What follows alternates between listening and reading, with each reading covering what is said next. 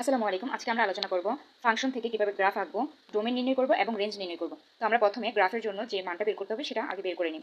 Function থেকে আমরা প্রথম মানটা বের করে নেব। তাহলে প্রথমে আমরা লিখব নাও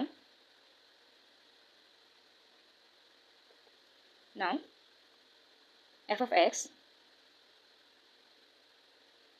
শর্তটা সহ লিখে ফেলব। এটা যদি আমরা বক্স করে নিই,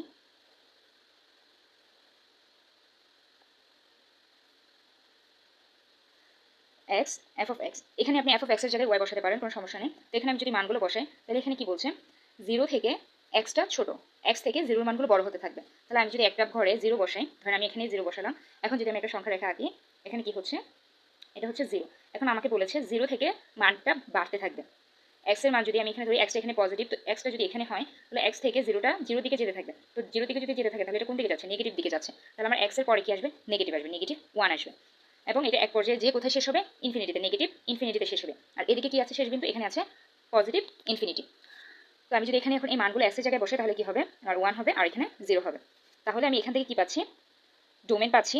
এটার ক্ষেত্রে, এই ফাংশনটার ক্ষেত্রে আমি ডোমেন পাচ্ছি মাইনাস ওয়ান। মাইনাস ওয়ানটা কি হবে, শেষ পর্যন্ত চলতেই থাকবে। এটা তার মানে কি মাইনাস ইনফিনিটি পর্যন্ত, মাইনাস ইনফিনিটি কমা জিরো। এখন দেখেন এখানে আমাকে কি দেওয়া আছে, যখন আমাকে গ্রেটার দেন বা লেস দেন চিহ্ন শুধু দেওয়া থাকবে তখন আমি ওপেন ব্র্যাকেট দিব, যখন আমাকে এখানে ইকুয়াল সাইন থাকবে তখন আমি এটা ক্লোজ ব্র্যাকেট দিব। যেহেতু আমার এখানে ইকুয়াল সাইন নেই তাহলে দুটোটা আমার ওপেন ব্র্যাকেট। ওকে, এখান থেকে এখানে আমি রেঞ্জ কি পাবো, রেঞ্জ রেঞ্জ আমার যে দুইটা দেওয়া আছে আমি সেম জিনিসটা লিখবো। কিন্তু আমার এখানে দেখেন ওয়ান, এই যে ওয়ানটা যেটা পাচ্ছি এটা কি হবে, এখন যদি আমি মাইনাস টু দিই তাহলে স্কোয়ার হবে। যদি এটা স্কোয়ার তার মানে কি সবসময় পজিটিভ হবে, আমার নেগেটিভ হওয়ার কোনো সম্ভাবনাই নেই। তার মানে আমার যদি এই মানটা নেগেটিভ ইনফিনিটি হয় তাহলে আমার রেঞ্জের মানটা কি হবে, পজিটিভ ইনফিনিটি। তাহলে আমার কি হচ্ছে, ইনফিনিটি কমা জিরো, মানে বড়টা আগে লিখবো তারপর ছোটটা লিখবো। তো ইনফিনিটিটা যেহেতু বড় তারপর হচ্ছে ছোট, আমি ছোটটা লিখেছি। এখন যদি দ্বিতীয়টা দেখি, F of x equals to x if, শর্তগুলো অবশ্যই যেমন দেওয়া আছে দেখে দেখে লিখবেন যেন ভুল না হয়, শর্ত ভুল হলে আপনার পুরো অঙ্ক ভুল হয়ে যাবে। তাহলে আমি আবার যদি বক্সে আঁকি, আপনি বক্সগুলো অবশ্যই স্কেল দিয়ে আঁকার ট্রাই করবেন। এখানে আবার এক্স এফ অফ এক্স, তাহলে আমি এখন যেহেতু আমাকে এখানে দুটো মান দেওয়াই আছে তাহলে আমি দুটো মানই লিখবো। এখন মান যদি বসে তাহলে হচ্ছে জিরো, এখানে মান বসালে ওয়ান। এটার ক্ষেত্রে কি হবে দেখেন, এটার ক্ষেত্রে আমাকে এখানে যেহেতু মানগুলো নির্দিষ্ট করে দিয়ে দিয়েছে তাহলে আমার এখানে আর এখানে দেখেন দুইটা আমার কি আছে, ইকুয়াল সাইন আছে। তার মানে এখানে আমার দুটোটা হবে ক্লোজ ব্র্যাকেট। তো ক্লোজ ব্র্যাকেট যদি দিই তাহলে আমার ডোমেনগুলো কি আছে, জিরো কমা ওয়ান। রেঞ্জ কি হবে, range same, zero comma one. এখন শেষ তিন নাম্বারটা যদি লিখি আমরা, ওয়ান বাই এক্স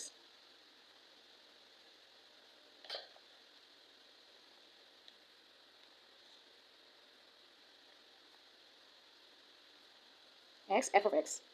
এখন দেখেন এখানে আমি যে মানগুলো বসাবো, তো আমি যদি এখানে ওয়ান বসাই, আমি ধরেন এখানে ওয়ান বসালাম, আমাকে এখানে কি বললো, এখানে যদি আমি আবার একটা গ্রাফ আঁকি, এটা জিরো। এখন দেখেন কি এটা কি হচ্ছে, ওয়ান থেকে বড় হচ্ছে ওয়ান, এটা ওয়ান মাইনাস ওয়ান, এটা হলো মাইনাস ইনফিনিটি, এটা হচ্ছে মাইনাস, এটা শুধু ইনফিনিটি। ওকে, এখন দেখেন এখানে আমাকে কি বলেছে, ওয়ান থেকে কি হবে, ওয়ান থেকে সামনের দিকে যাবে, কারণ ওয়ান থেকে এটা বড়, তার মানে কি ওয়ান থেকে আমার সামনের দিকে যাচ্ছে। তাহলে সামনের দিকে গেলে এটা কোথায় যাবে, শেষটা কোথায়, ইনফিনিটি পর্যন্ত হবে। তাহলে এখানে হচ্ছে আমি ওয়ানের পরে কি দিতে পারি, ওয়ানের পরে টু আসবে, আমি টু দিতে পারি।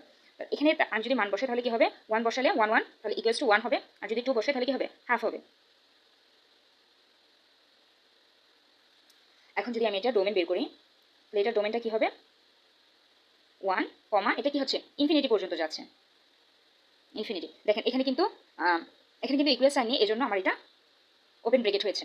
এখন যদি আমি রেঞ্জ বের করি, এটা একটু ভালোভাবে খেয়াল করেন, দেখেন রেঞ্জ যদি বের করি আমার এখানে কি আছে, ওয়ান আছে, আর এখানে কি যাবে, হাফ। আমি দেখেন যতই করি, এখন যদি এখানে থ্রি দেয় তাহলে কি হবে, one of three, one by three, one by four, one by six, এরকম হবে। সবসময় কি হচ্ছে, এটা কমতে থাকছে, এটা কমতে কমতে এক পর্যায়ে কি হয়ে যাবে, জিরোতে চলে যাবে, এক পর্যায়ে জিরোতে চলে যাবে। তাহলে আমার প্রথম মানটা হচ্ছে ওয়ান, দ্বিতীয় মানটা কি জিরো, এবং দুটোটাই কি ওপেন ব্রেকেট। তাহলে এখন আমি যতগুলো ডোমেন এবং রেঞ্জ পেয়েছি সবগুলোকে কি করবো, একসাথে যুক্ত করবো। তাহলে আমি যদি লিখি ডোমেন সবগুলোকে যদি আমি লিখি একসাথে তাহলে কি হবে, আমার প্রথমটা ছিল মাইনাস ইনফিনিটি কমা zero open bracket union close bracket zero one close bracket আবার ইউনিয়ন, আর তিন নাম্বারটা ছিল কি আমার ওয়ান ইনফিনিটি, দুটোটাই ওপেন ব্র্যাকেট। তাহলে এখান থেকে যদি আমি ইউনিয়ন করে দেখি, ইউনিয়ন করলে আমার এখানে কি আসছে, আমার এখানে সর্বনিম্ন মান আছে মাইনাস ইনফিনিটি, আর আমার এখানে সর্বোচ্চ মান আছে প্লাস ইনফিনিটি।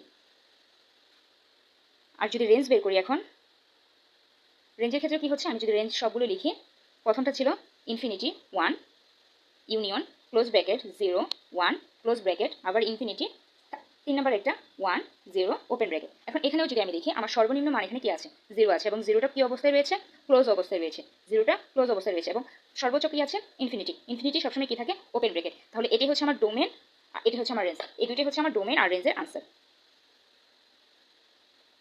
আমরা যখন গ্রাফ আঁকবো গ্রাফের জন্য নির্দিষ্ট অক্ষগুলো ভালোভাবে এঁকে নিব, x, x prime, y, y prime, এবং তাদের মানগুলো যতটা সম্ভব কাছাকাছি রাখার চেষ্টা করবো এবং সমান দূরত্বে রাখার চেষ্টা করবো। আমি যদি মানগুলো বসাই, তো আমাদের গ্রাফে এখানে মান দেওয়া ছিল প্রথমটার ক্ষেত্রে -1 1, তাহলে -1 1 যদি আমি এখানে বসাই তাহলে কি হচ্ছে -1 1, এবং দ্বিতীয়টা ছিল 0 0। আমার এটা প্রথম ফাংশনের ক্ষেত্রে 0 0 0, 0। এখন দেখেন যদি খেয়াল করেন আমার প্রথম ফাংশনের এক্সটা ছিল কিন্তু এক্স স্কয়ার। এখন যারা পড়াবৃত্ত উপবৃত্ত সম্পর্কে ধারণা আছে তারা কিন্তু জানে এক্স স্কয়ার কি হয়, আপনার বৃত্তাকৃতি হয়, মানে বৃত্তাকারের মতো হয়, এটা কিন্তু সরল রেখা হয় না। তাহলে আমার কি করতে হবে, এই যে এই বিন্দুটা থেকে এই বিন্দু, তখন আমাকে আঁকতে হবে একটু বাঁকা করে। আমি তখন একটু বাঁকা করে এটার সাথে এটা যুক্ত করব।